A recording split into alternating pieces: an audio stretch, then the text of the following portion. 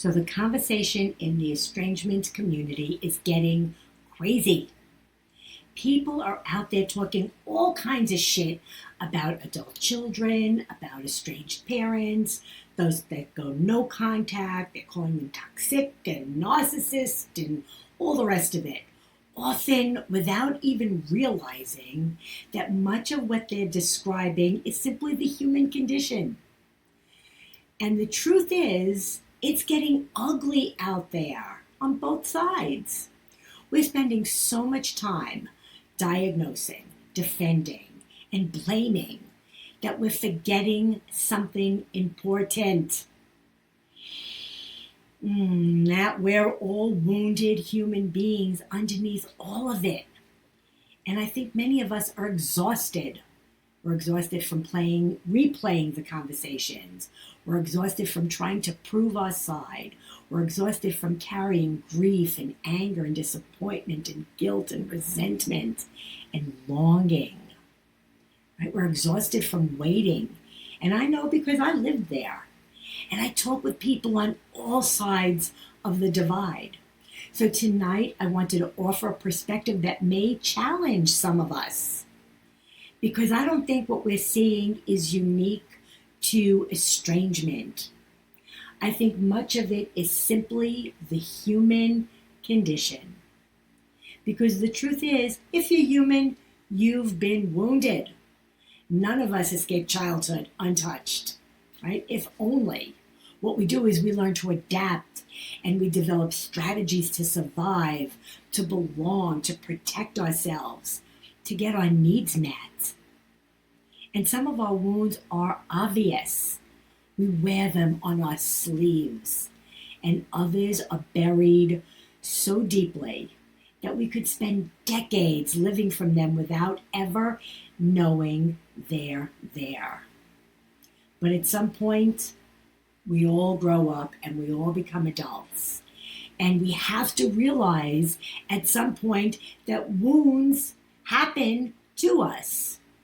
And some wounds are passed down through generations, and some wounds are created or are deepened, I should say, by our own unhealed behaviors and choices as adults. So the work that I talk about is becoming aware of those wounds and taking responsibility for how they continue to shape our lives and our relationships and our choices today. So the work is learning to stay with ourselves without abandoning ourselves in the process, right? And that's fucking scary stuff. Because most of us learned long ago that it was safer to leave ourselves than it is to feel what's true. But we have to feel. Life is about feeling. And every family, every relationship, and every wound is different. But where we're not different is in our humanity. Because we all know what it feels like to hurt. We all know what it feels like to protect ourselves. We all know what it feels like to leave parts of ourselves behind.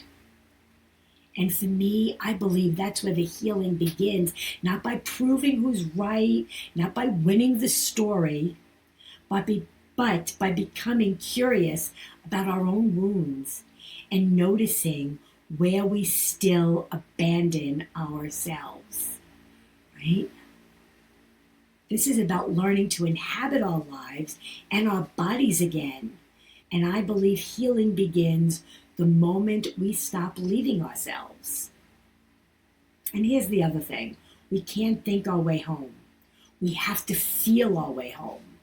That's the human condition. And it is amazing.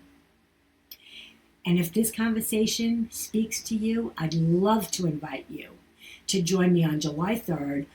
Not 3rd, that's today, on July 13th for a free 90-minute live experience, The Woman Who Left Herself Behind, where we're going to explore how we learn to leave ourselves and what it takes to begin coming home again.